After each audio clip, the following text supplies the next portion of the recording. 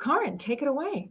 Thank you so much, Christina and Kirk and everybody who's here tonight. I have a lot to teach you tonight, but I think the most important thing is let me know what you want to learn, and then I can address your questions and make this really worthwhile for you, where you've got a takeaway. If you've got some curiosity, type it as a question or just shout it out. I think we're small enough we can shout it out. With self-directed IRAs, and I guess I'll start my presentation. But it's such an awesome tool to use in your investing. And it's not just for your own personal retirement. You can help other people build their retirement. So if you've got a project and you're raising capital, you are the answer to someone else's problem. And that problem is, oh my gosh, how am I going to retire? How am I going to be able to afford to retire? So this is a question. If you're raising capital, one of the questions is like, hey, do you have an IRA or do you have a 401k? And you can say, look, I can help solve the problem. This is what the stock market is returning. This is what I'm returning. And we all help each other. Kirk was mentioning a few years ago that there was, and recently too, there were situations where banks weren't lending. And that sort of happened in 2009. There was, you just couldn't find a bank lending on properties during the Great Recession. So that's kind of when self-directed IRAs started to rise in popularity. That's when uDirect IRA Services was founded, when I founded the company, because people are looking, wow, where's the capital? So we'll talk about that tonight, and how you can find capital for your deals, and how you can also find, basically use your retirement account to invest outside of Wall Street. So right here, little caveat here, or for the lawyers, that what we do is we offer self-directed IRA information, and we're not advisory. What we are is administrative. So we're helping you, and we're going to like, hey, what do you think about this and that? We'll help you, but we don't give tax and legal advice. We do have attorneys, CPAs, on call, and we can certainly refer you. So that is a good thing to know. So let's see if this will move. That would be so great if it worked, wouldn't it? Oh, there we go. There we go. So what an IRA is for, people will get confused and they think, well, hey, I'm going to use my self-directed IRA, then I'm going to take all the money that I make and put it in my own bank account. And I guess you could do that, but if you're under 59 and a half, it's going to mean taxes and penalties. So you might want to reconsider that. This IRA money, when it's your account, is for later.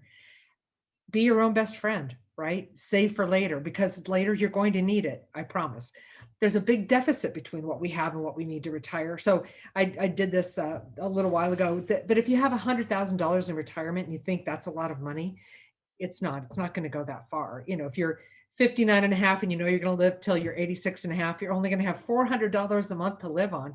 Come on, if you're in LA, that's gas money. Am I right? So you definitely have to save. You have to really push yourself to find deals. And if nothing else, like Kirk earlier was giving us a takeaway, take action, take action, and you're investing your time tonight. So invest it wisely and take action, and even just contribute to your retirement account so that you are saving for your future. That is super important. So right now in 2021, we have around $35 trillion in American retirement. During COVID, people didn't spend as much money as they had otherwise, lots of savings. And if you're looking to tap into a pool of funds for your deals, this is it. This is it. And by the time we're done tonight, you're going to understand how that works. Christina knows all about it. So if you go to Christina for advice, she can tell you too. But a lot of CPAs and attorneys don't even know about this. And I always find this surprising, because when IRAs were created, it was because of the ERISA Act, Employment Retirement Income Security Act, ERISA. And that came into being in 1975. So what is that, like 46 years you've been able to have an IRA and self-direct it. So it's longer than a lot of us have been alive. It's been around for a long time. It's nothing new, just so you know that. Now, you maybe have an IRA at TD Ameritrade or Charles Schwab or, I don't know, Merrill Lynch or something. If you do, that's great. That's great too. That's a typical IRA. A self-directed IRA has all the same rules. They're just like, these IRAs are buckets that hold assets. So a self-directed IRA lets you invest in what's called alternative assets, right? So not just, ground up construction. We've talked about multifamily. We've talked about, single family homes, but, buying performing and non-performing debt, being the bank and having your IRA lend money. Some people were talking earlier about being lenders and having that kind of passive income coming in. Your IRA can be the bank and lend money to people, secured and unsecured, lots of different things. All right. So with the IRAs, you have to be super careful to do your due diligence. Christine is also a good person to talk to about due diligence. Is this a good deal or not? What does she think? That is her expertise. You really want to ask that question and do your due diligence and your homework, because if you lose money in an IRA, you don't get to write it off, right? And it's harder to replace it. So do your homework, and we can help you with that too. So what are the limits? When the IRS created IRAs, they just said you can invest in anything except life insurance contracts and collectibles. Like, wow, that is wide open. And that's true. And so that's what you can invest in, pretty much any alternative asset except life insurance and collectibles. So you think, well, this sounds pretty good. You know, I love to network. I know a lot of people. I've got a big network. And of course, as we know during COVID, your network isn't just the people on Zoom. I mean, again, we'll be together, but you got to get on the social media platforms if you're not already there, you know, Facebook, LinkedIn, Instagram, all of these different things. You know, you can connect with uDirect there, but connect with each other, because you want to find investors for your deals. And when you're talking to people, if they are still working for a company and they've got money in a retirement account and they want to invest with you, well, if they're still working for a company, they might not be able to move that money, right? So they may have to wait till they leave the company to invest with you. But if the qualifying question when you're raising capital from IRAs is, do you have an IRA, or do you have a 401k or 403b or 457 with a previous employer? And if they say yes, they can invest in your deal, and we'll help them do it. And just send us an email and we'll walk them through it. So with self-directed IRAs, they do have special rules. So I want to talk about the rules. I think I should first emphasize that self-directed IRAs give you a lot of freedom, but there are some restrictions. And the freedom, and one of the great things is that when you're investing tax-free or tax-deferred. And that's great, because we all need to save on tax. And if the new tax plan passes, more so than ever, and this may be a safe haven. So look up irs.gov, the website. Look up publication. It's irs.gov, by the way, publication 590. There's 590A and 590B if you are a rule book kind of person. This is where we sort of start the conversation about the rules. And an IRA or a 401k is not used for personal use, like present use. It's used for later. You don't sell an asset to it that you already own. It's not security for a loan. So some of the things to keep in mind. With self-directed accounts, there's this unusual set of rules here that I haven't seen exist anywhere else, that some people can be qualified and some people are disqualified to your deals. Let's spell that out here. Disqualified people, it's the ascendants and descendants, you know, parents and grandparents, you and your spouse, children and grandchildren, up and down the family tree, disallowed to the IRA, plus a 50-50 business partner or any fiduciary, like your attorney, your CPA, your realtors, anyone who has a fiduciary duty to you in the deal. They're disqualified. And I'll flesh this out for you in a second. But the qualified people can still be family members, right? It could be your brothers and sisters. It could be your nieces and nephews. Could be aunts and uncles, cousins, all that. Your next door neighbor. Those people, that's okay. So here's what it looks like. See, I got this little red hand because it's a game of keep away from prohibited transactions. This is the big thing. You want to win the game, you got to play to win. So keep away from prohibited transactions, right? Because if your IRA commits one of these things, it's not good. Your IRA ceases to be an IRA. It becomes taxable to you. Not good. So we don't want you to go there. And we spend our days at uDirect IRA Services talking to people saying, well, tell me about your deal. What are you looking to invest in? Who are the players in the deal? Looking for these prohibited transactions so we can help people be aware. So neither you nor any of the disqualified people can benefit from the IRA indirectly or directly. So it's not like I know you're smart because you're investors and you think, well, what I'm going to do is take my IRA and I'm going to put it in my LLC that's going to invest in this deal that I benefit from personally. They already figured that out. It's called the indirect rule. If you can't do it directly, you can't do it indirectly. Okay, no benefit today. It's for retirement. You don't buy, sell, or exchange assets between the account, your IRA account, and those disallowed people. That's pretty straightforward. You know, arm's length transactions. And those disallowed people can't provide services to the plan. They can't provide them for free, and they can't provide them certainly for a fee. So that's a pretty, broad look at prohibited transactions. But what we'd like to do, what we'd like to have you do is, if you've got a deal and you want to know particularly, ask me tonight or call us at any time and just say, hey, let's talk about this deal. Does it sound prohibited? Right? So when we have an IRA structure, it works like this. There's the account holder. It could be you, could be your client. And then there's the tool in their toolbox. That's the self-directed IRA.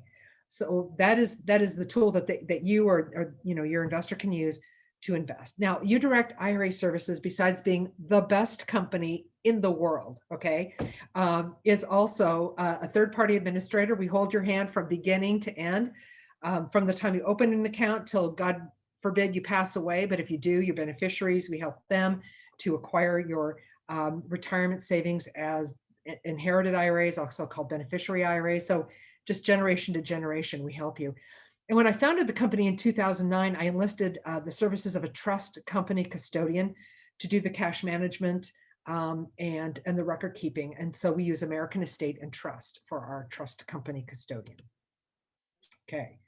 So if you're buying real estate with an IRA, that's awesome. But there are always pros and cons. So it's only fair to chat about both a little bit. The upside, I think you can see the list here, but the number one upside really is that, like, you invest and then you sell your asset, and here comes all this money back in your account, right? Well, it comes back in the account tax deferred. So guess what? Your initial investment plus all the proceeds are sitting there, and they can go back out in the next deal and earn even more money. So you compound faster. That is the beauty of a self-directed IRA account, is compounding your money even faster. The downside about using an IRA, a self-directed IRA, and particularly to buy property, is that you don't get the same tax benefits in an IRA that you do when you purchase a property personally. So this is two different decisions to make. One is, I got a big pile of money in my checking account. I have a big pile of money in my retirement account. Which one do I use? Well, maybe you want to use your personal money, but you're going to talk to your tax advisor and you're going to have a plan. I hope have a plan going forward. But a different question is, if you don't have a lot of money in your checking account, but you've got this big 401k from where you used to work, and you're like, should I put this money in the stock market, or should I put it in a self-directed account and invest in real estate or alternative assets? See, that's a different question, right? So you can't replace the losses very easily. And you just want to be real careful. You don't get the same tax deduction. So that's a downside about buying real estate with an IRA. Good to know. Your IRA can borrow money. Yay. Like Christina was mentioning, my background is also in residential mortgage lending and servicing and lending. So I was really surprised to find out a bank would make an account, a loan, to an IRA account, and they will. It's not about your personal FICO or your how long you've worked at your job, the normal qualifying questions. In this case, what it's all about is the property that you're looking at. What is its location and condition, but mostly what is its cash flow? That's what they want to see. A lot of times they want to see a rental agreement already in place. Now, there are not a lot of lenders to choose from, but if you think, well, this is great, I can have my IRA borrow money, I would be happy to send you the list of non-recourse lenders. No problem. Just email me, info@udirectira.com. Pretty easy. I'll send you the list.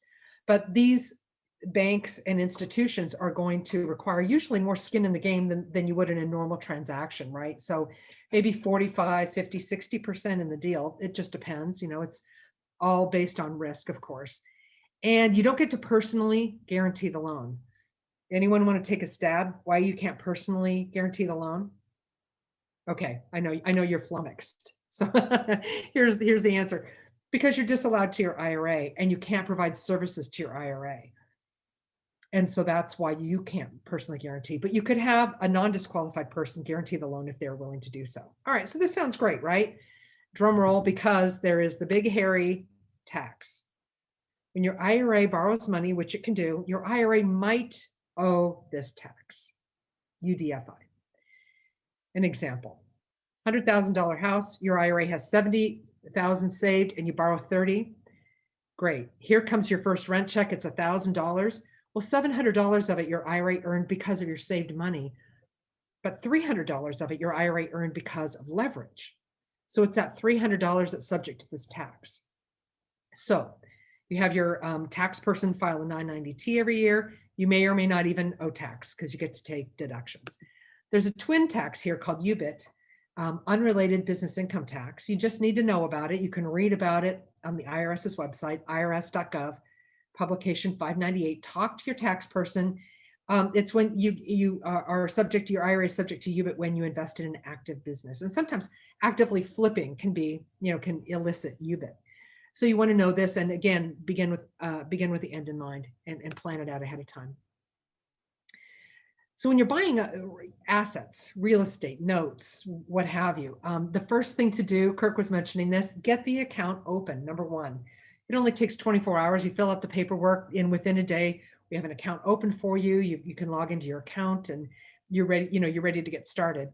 But the second step is, of course, to fund the account. And with COVID, things are taking a little longer. So you need to, basically have some margin there and plan a little extra margin for time for your current custodian to move the money over. Okay. So you open the account, you get it funded, you go find your assets. Like, what do I want to do? And find out what you want to do. Okay. You make a decision. Now you're getting a contract put together. The IRA, it would be the buyer or the lender or whatever you're in the deal. So it's not your name, it's the IRA's name. And so you give us the documentation, we review, and assuming there are no major problems, you fund, you record with real estate, you get your keys, tenants move in, and they're going to make the check payable to the IRA account. If your IRA lends money, the borrower is going to make the loan payment back to your IRA account. So all proceeds that are due have to be paid back to the IRA that owns them. We've had people, sweet, well-meaning people, take the proceeds from their IRA and put it in their Charles Schwab account. Oops, that's bad. It's called taking constructive use, so don't do it. Your IRA needs to pay all the expenses of the asset. Your IRA needs to receive all the proceeds from your asset. Pretty easy. Okay. So I want to tell you about this because this is an exception. This is an exception. So I told you that disallowed people can't invest together, right? They're disallowed to each other. Here's the exception. It could be father and son, husband and wife, mother and daughter, what have you, any combination thereof. But as long as you invest concurrently, so you record on title at the same time, and you don't have a previous ownership interest in the property, in this case, real estate, you can do this.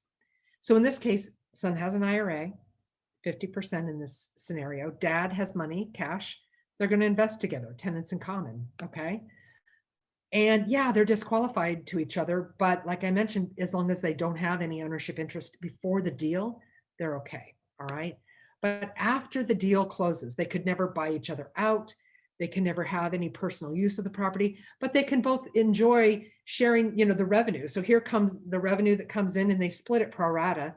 And again, in this case, it's 50-50. Awesome. A bill needs to be paid. They pay that bill pro rata, their share, 50-50 in this case. So you can do that. We have plenty of clients that do this, and it's a great way to invest if your IRA doesn't have 100%, of the money. So after the deal, they're never going to buy each other out. And again, remember that expenses and proceeds are split pro rata. Okay. So I was saying, and this is really important, that your IRA must pay for all the expenses on an IRA-owned asset. So you can personally pay account fees. That's fine. You can write that out of your checking account. Give us your debit card online. That's fine. But say you have an IRA-owned house and it needs a new roof. And it's easy to learn from other people's mistakes. We had somebody who took a home equity line of credit on her personal residence and used that personal cash to put a new roof on her IRA-owned house. Like, how do you unring that bell? You just really can't. You kind of have to fess up to the IRS and you might owe tax. So you just want to be careful that you don't commit those kinds of mistakes, and call us if you've got a question. Talk to us. Hey, I'm thinking of doing this, and we'll have a chat with you. There's also something called an IRA-Owned LLC. It's a checkbook IRA. uDirect allows them. A lot of custodians don't, but we do. It's a special purpose LLC. So the way it works is you've got an IRA, self-directed IRA. It's open, it's funded, has money in it. And then you have a third party create the special purpose LLC. You don't create it yourself because, number one, your IRA doesn't buy any assets that you personally own, right?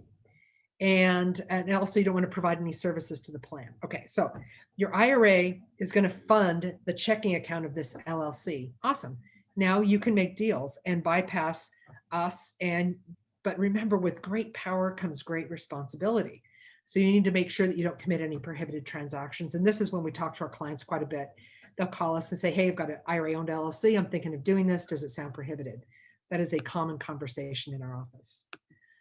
So we call it the self-directed IRA, but it's a lot more. It's also the solo 401k. And I think we have several people on the call this evening who are self-employed. And a solo K, individual K, a 1K, whatever you want to call it. It's also called an EQRP. I've heard it called that, or a QRP, Qualified Retirement Plan. That's really great if you have no full-time employees in any of the companies you own, because you can contribute more. You can borrow money personally from it. You can maybe even avoid the UDFI tax if you borrow money for acquisition. So it's got a lot of bells and whistles if you qualify for it. You can also self-direct an HSA. We offer that, a health savings account. So if you have a high deductible health plan for your health insurance, you can have a health savings account. That's pretty cool. So traditional Roth, SEP, simple, spousal, inherited IRAs, this whole thing is the self-directed IRA world. And that it entails all of this. So I used to work for another company before I opened uDirect IRA Services. I worked for a competitor, and I thought I've got to be able to explain this easily to people, because it just was a big ball of confusion in my head. So how do you do this? So I broke it down into 3 steps. You open the account first. Number 2, you fund it. And number 3, you invest. Open, fund, invest. That's what you do. So opening an account, again, it takes about a day. We need some paperwork, copy of your driver's license, that sort of thing. Then we're going to either you can fund it by contributing, by doing an IRA to IRA transfer, or by rolling over a previous employer plan. That's awesome. That'll take maybe 2 weeks max. And when your account's open and funded, then you give us the documentation, we review it, fund it. Now you've self-directed. Again, all the proceeds come back in the IRA, at least the IRA's share. And the IRA share of expenses get paid for by the IRA, not by you personally or a different IRA account. So that is in a nutshell how to self-direct, open, fund, and invest. And the CARES Act, well, that's, we're looking at CARES Act 2.0, Secure Act 2.0. I could point out, by the way, we've got this new Secure Act coming out. It's a bill on Capitol Hill. Remember that? Schoolhouse Rock? I'm just a bill. Well, bills don't always pass, so I'm not going to go into great depth with you, but there's some 50 different changes to retirement that are proposed. Most all of them I agree with. I think they're fantastic. One I really like, I think is very likely to pass, is to increase the RMD age. It's already been increased from 70 and a half to 72. I think that's great. A lot of people, there are a lot of investors who don't need to take the money, but they're forced to. They're required minimum distributions. So if you're one of those people that doesn't really want to take the money and have to pay tax, you're going to be able to hold it a little longer. Well, the Secure Act 2.0 is talking about raising that age to 75 because we're living longer. So that's one of the things about Secure 2.0, something on the horizon. But if you want to get a hold of me, this is how to do it. uDirectIRA.com is our website. I put a link in the chat. And just soup to nuts, we can answer anything that you've got on self-directed IRAs. We've come into lots of fun challenges, and we're always working to help people. So I'm happy to take any questions, or Christina, if you want to talk about some of your experiences with self-directed IRAs, we can have a bit of a chat. No, I think it's lovely. Let's absolutely open it up to questions. So you can either put questions in the chat box, or you can unmute. Since we're going to run this a little more fireside chat style, you can unmute and you can ask a question. And I'm going to try to expand here so that I can see everybody. So is there anybody who has a question for Kaaren? All right, Lisa, go girl. Yeah, so I had a question. You mentioned the LLC IRA. Can you talk about, is that different from the self-directed and the solo 401k? Sure. Oh, that's a really great question. So a retirement account would be the IRA or the solo K. That would be the account. The LLC, the special purpose LLC, would be an asset that the retirement account acquires. So the checkbook IRA isn't really an IRA. It's not that the LLC isn't an account. It's just what it's called. It's very confusing. But either your IRA or your 401k can buy the initial units of that special purpose LLC and then have that as an asset in the account. The money moves from the account in the IRA or the retirement account, 401k account, into the checking account. There you go. So does that make sense? Yeah, that sort of makes sense. Is there a reason why someone would want to do that? Like, is there a benefit for doing the checkbook IRA with the LLC? There can be. You first off, don't feel like you have to have one. Submit like frequently asked questions. The checkbook is not a gift with purchase. It's not something you automatically get when you open a self-directed IRA. You may not need it, but sometimes an IRA, an LLC will give you asset protection. You can discuss that with your, legal advisors, so you could get some asset protection. But also sometimes there are assets, for example, if you're going to buy properties at auction and you need that money now, right? An IRA-owned LLC, that'll help you have the money now to be able to, close on a deal like that. If you invest in tax liens are very, very, they're very, very transaction rich. Lots and lots of little checks coming in and so forth. And you could be nickeled and dimed to death with fees if you have, you don't just buy one tax lien, you buy, 50 of them, and you've got 50 little checks coming in. So an IRA-owned LLC and a good QuickBooks program or Quicken program can help you manage that kind of an asset. Bless you. So that's sometimes when it really does come in handy for our account holders. Okay, thank you. Yeah, thank you. Any other questions for Kaaren? I just want to say, you're a complete expert in your domain. Mm-hmm. And appreciate it. So if I ever do this, I will absolutely, I don't want to deal with any of the stuff you just said. It's not that tough. I mean, that's why we walk you through it. So we help you, avoid the landmines. You know this inside and out. It's very apparent. Thanks. Yeah, well, I've been doing this since 2007. I also sit on the board of directors for the Retirement Industry Trust Association. So we get to meet with the regulators like FINRA and NASA with an extra A, and who else? Like the FBI and who else? SEC. And so they'll be sitting on panels and we'll ask them questions like, how can we work with you to help make the self-directed IRA space safer? What advice do you have for us that we can take, to our account holders to try to make things safer? I mean, you can't prevent fraud as an IRA company, but you can create fraud awareness so that remember the old saying, they asked this criminal, why does he rob banks? And he says, because that's where the money is, right? With self-directed IRAs, that's where the money is. And so we review assets. I mean, it's your responsibility as an account holder to make sure that you make a good deal. But if we see something, we're going to call it, we're going to definitely call it. Let me ask you something. So Yeah. if you use the roof for an example, someone using money they had outside of it to replace a roof, how would anyone ever know that you used money? How would that ever be traced or caught? That is a super good question. They might not. I mean, really. So right. When people get caught in things like that, it's because usually they get audited. Right. And so that, like, wait a minute, where did all this money go? Oops, it went, so you're right. In my many years of this industry, I have only seen a very small handful of actual prohibited transactions. I mean, if you go and read what's happening at the IRS, these will come up as big cases that set precedent, but I just haven't seen very many. So you're right. Maybe no one would ever know. You guys file 5,500 forms? No, a 5,500 is for a 401k.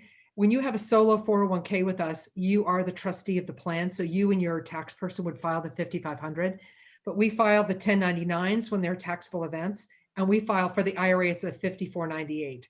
And so we file those.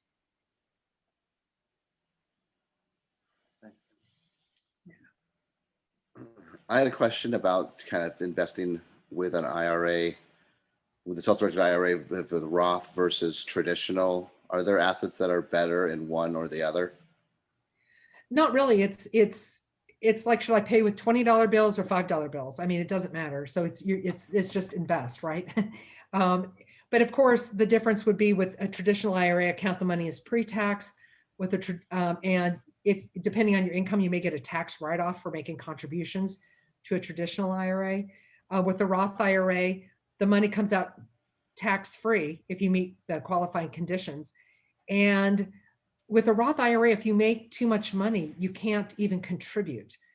So, but there is something called the backdoor IRA you may have heard about. So what that means is you contribute to like a traditional or SEP account and then do a conversion and put it in the Roth. Does that make sense? Yes. You can convert. So you can use either one. I mean, I think tax-free money sounds pretty good to me. But it's something, again, you don't want to just do this randomly. You want to have this as part of a plan and be strategic so that you want to, again, play to win. Between Christina and I, and I'm sure Kirk, and you too, I'm sure we know a lot of legal and tax experts who would be happy to have a chat with you if you had questions or really needed, professional help in that way. All right. Thank you. Mm-hmm. Go ahead, Michelle. Okay, for some reason I can't hear you, even though you're not on mute. So. Sorry. Okay, let me make Okay. sure. Now I'm mute. I wanted to know if what other asset classes or can we invest into besides real estate notes? Is it like, do you do gold or anything like that Yes. too? Okay. Absolutely. Yeah, precious metals are a really interesting asset class, and it can be gold or silver or palladium, and you can see it on our website. We have a section about precious metals investing. But what you can't do is invest in collectible coins. That's called numismatics. What you can invest in is these coins that have a high level, very high level of purity to the metal. For example, a Krugerrand doesn't have a high enough level of purity, but like a Canadian maple leaf does. So it has to be certain metals. And then there used to be these commercials, maybe you saw them, the gold at home, like, oh, have your IRA account, buy metals and just keep them at home. No, you can't do that. And the IRS made them stop saying that. Just don't tell people that. It's terrible. So we will custody the metals for you, typically at Delaware Depository, and you can even buy them and store them there, and in a uDirect account. So yeah, we have a lot of clients, especially in times of inflation and so forth, where they like to invest in precious metals. Okay, thank you. Mm-hmm. Any other questions? So Kaaren, I thought of something which is something I've run into a lot with my clients is, if I'm helping a client organize how they want to invest in a real estate based portfolio. They either have one already, or maybe they've recently gotten inheritance, or they sold a company and they sold a larger single piece of real estate, and now they want to create a portfolio in real estate, or they want to recreate the portfolio they have, and those are the people I work with. So one of the questions I often get is, well, what should I buy this asset with? Should I buy it from my IRA, therefore converting it into a self-directed, or should I buy it from my, sort of free cash that I have, either cash that's come in or sell another asset to buy it? And I always try to base it upon what I feel like are the best assets to hold in an IRA, and what are the simplest to manage in an IRA account versus more complicated. So why don't you touch on that? Because I've heard you talk on that, which is what I tell my clients. So I might as well have the source talk to it, even though it's, because I'm basically repeating you.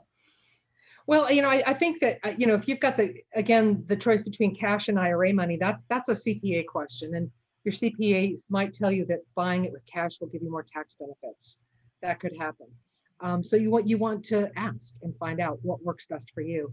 There are people that will only do active investing, and people who only do passive investing, and people who do both, right? But things like notes, where your IRA lends money secured and you just kind of set it and forget it, but you need to obviously check and do due diligence. But that's kind of a low maintenance sort of an asset. But that's, that isn't for everyone. Not everyone understands notes. We had somebody recently, and she's going to lend money on a note deal, but she didn't even bother to read the note instrument. And if she had read the note instrument, she would have seen that the person she was lending money to, they created the note, her borrower created the note. It didn't, that there was no documentation saying that she was owed her IRA was owed any repayment of the money. There was no maturity date. It was a secured note, but she wasn't named as, one of the people, one of the owners. She wasn't even named. So it's like, so of course we didn't do that deal because the IRA has to be getting an asset in exchange for the money. But she was just trusting, and people, you want to trust people, I know, but that's a huge mistake when it's your money, because you don't want to lose it. So you definitely want to look at your note instrument, make sure that you're actually receiving an asset in exchange for the money that you're investing. Hopefully that answered your question.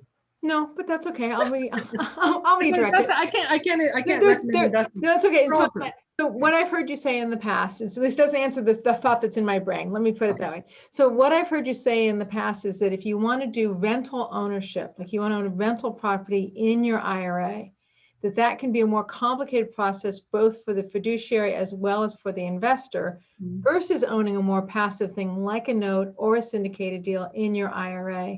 That's one of the factors that I talk about with them, not outside of the whole tax consequences, right? Because there's tax consequences, there's the complication of maintaining it in the IRA, and then there's, do you want access to the money?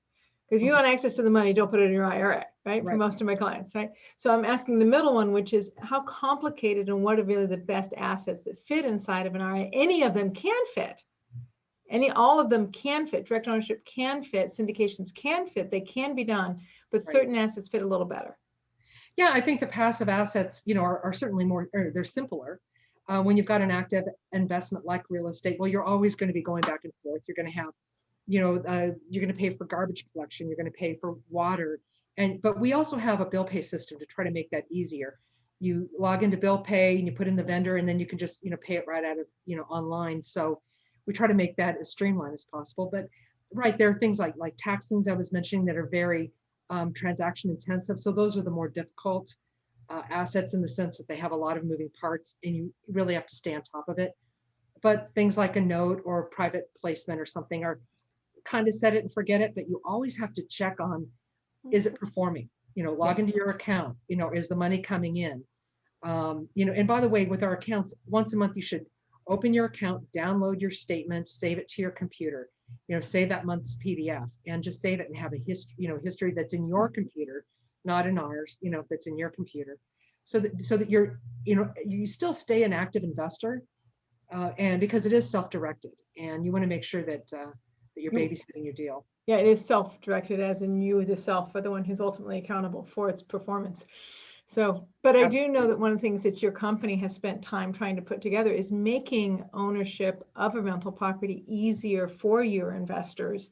And that's something that actually uDirect has spent time on, because that that's who your clientele is. Not every fiduciary does that. Not every, 401k, I think fiduciary is the right word. Is that Kaaren? Well, no, I mean, trustee? What's the right word? Custodian. Or administrator or something. There you go. But like when I hire people at uDirect IRA Services, like myself, I've got a vast background in different areas of real estate, like most of the people on our Zoom call tonight do. And I hire people with typically a mortgage background so that they understand, number one, the urgency. I don't think in life anyone has a sense of urgency that someone does who's done a residential mortgage loan. It's got to be now. So my staff has a real sense of urgency, and we really do respect timelines. And sometimes, not all the time, we say it's 3 to 5 business days to get things funded, but sometimes it's same day. We can, sometimes it happens just that fast. Yeah, because I just, because that occurs to me, like like I said, that question occurs often. People will come up and they'll say, clients will say, I'm looking to have this particular asset. I want to invest in this syndication deal. I want to invest in this note. And I have to have all 3 levels of conversation with them. What is the tax consequences that you're going to run into? Is it favorable or not favorable? What's the complication? And is your fiduciary going to be favorable towards you in the complication? Because some are not as favorable about having direct ownership, because they make it more clunky and harder to get those checks written, because you do really have to pay the gardener through the IRA. Like that actually has to happen. You can't pay the gardener yourself, right? Which, that becomes, like you said, sometimes people are like, what do you mean? It's my property. I just happen to own it in the IRA. No, you can't. You can't actually interact with it that way. So there's this whole conversation of processing it through the IRA. And there's certain assets that are very easy and very smooth. And you guys are one of the few that actually makes direct ownership easier in my opinion. So there's that. And then the final is, of course, when do I want the money? Do I need the money today? How old am I? Do I want the money in the future? Right? When am I going to need it? Do I want it for my college? Do I want this asset to be something I can sell in order to pay for my kids' college?